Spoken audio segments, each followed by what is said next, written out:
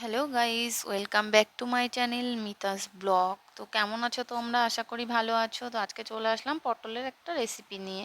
তো পটলগুলোকে নিয়ে নিলাম, ভালো করে ধুয়ে নিয়েছি, তারপর পটলগুলোকে কেটে নিয়েছি। এরপর এখানে আমি আদা ছাড়িয়ে নিচ্ছি।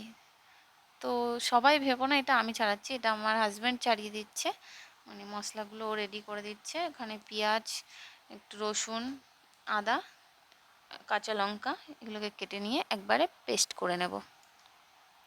তারপরে একটা বাটিতে কিছু পেঁয়াজ কেটে নিয়েছি, এখানে 3টে ডিম ফাটিয়ে দিয়ে দিয়েছি।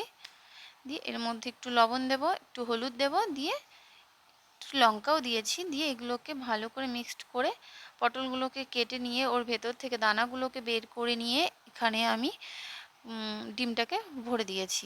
তারপরে আমি এখানে হাঁড়িতে জল দিলাম, জলটা গরম হয়ে গেলে এখানে আমি পটলগুলোকে সেদ্ধ করতে বসিয়ে দিয়েছি। তো পটলগুলোকে ভালো করে ভাপিয়ে নেব। তো এখানে ভালো করে ভাপানো আমার কমপ্লিট।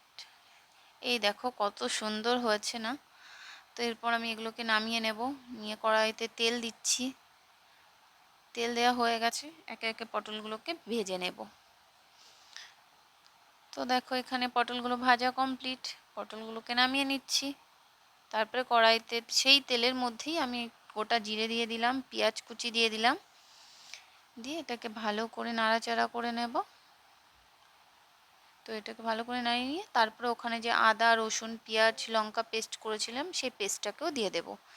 দিয়ে এখানে দিয়ে দিচ্ছি স্বাদ মতন হলুদ, লবণ, একটু কাশ্মীরি লঙ্কার গুঁড়ো। তো এখানে দিয়ে দিলাম, সুন্দর করে দিয়ে এটাকে ভালো করে কষিয়ে এখানে দিয়ে দিচ্ছি জল। তো এখানে জলটা ভালো করে ফুটে উঠেছে। এরপর আমি ভেজে রাখা পটলগুলোকে এক এক করে ছেড়ে দেব।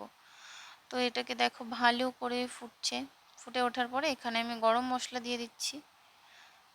তো আমার রান্নাটা কমপ্লিট হয়ে গেল। যদি ভালো লেগে থাকে তাহলে লাইক কমেন্ট শেয়ার করে দেবেন, সাবস্ক্রাইব করতে ভুলবেন না। টাটা।